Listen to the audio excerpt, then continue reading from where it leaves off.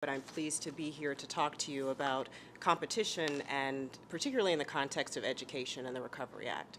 And to be honest, this is one of my favorite things to talk about in the administration. As we all know, we put a significant amount of money, state fiscal stabilization funds out to ensure that teachers could stay in their classrooms, that other public officials, policemen, firemen could stay on their jobs as well. But at the same time, we hived off a small fraction, just 5% of our federal education investment, and we put that toward a program called Race to the Top. And we believe that Race to the Top has been a significant game changer in terms of education reform. It rests on 4 important principles. One, that we wanted to make sure that the best teachers and leaders were in our schools for our children. Secondly, that those the bottom 5% of all schools, the schools that are significant dropout factories and are producing about 7,000 dropouts every day, that we were going to start turning those schools around.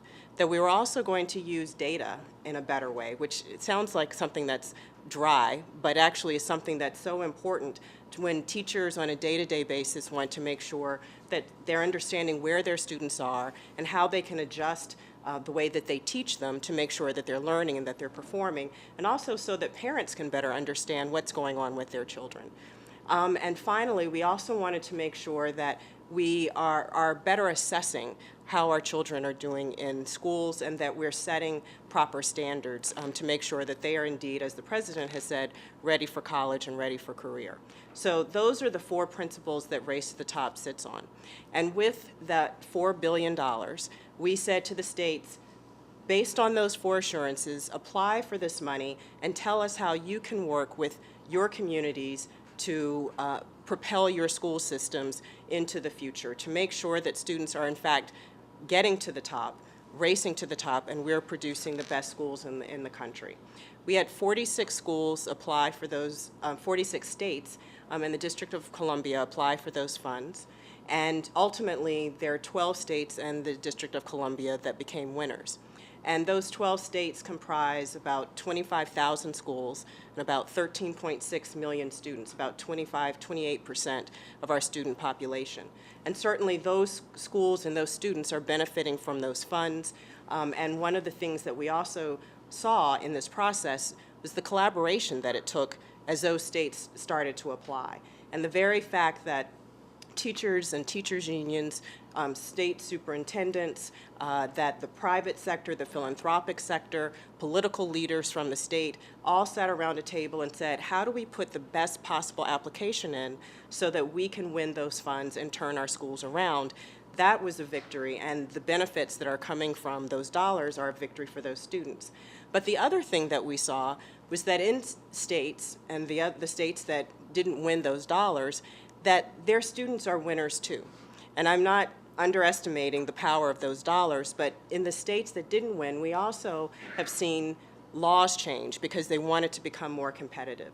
So in some states where they weren't allowing a linking of teacher evaluation and student growth, those laws are gone.